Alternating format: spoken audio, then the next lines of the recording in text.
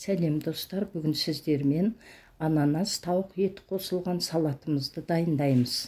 Оған қажетті заттар: тауық еті 100 грамм, ананас 1 банка, кукуруза 1 банка, жұмыртқа 6 тал, салат жапырағы 1 бума және грецкий орех керек.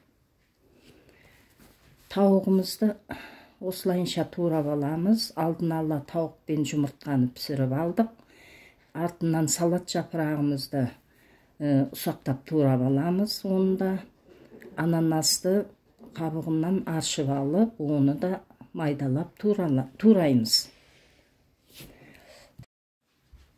Дайын болған заттарымызды ыдысқа саламыз, бірінің артынан бірін.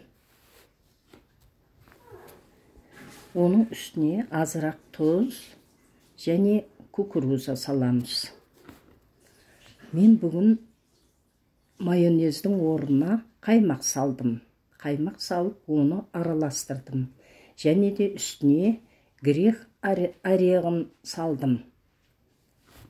Бәрін бірге араластырамыз. Дәрумендерге бай салатымыз дайын болды. Астарыңыз дәмді болсын.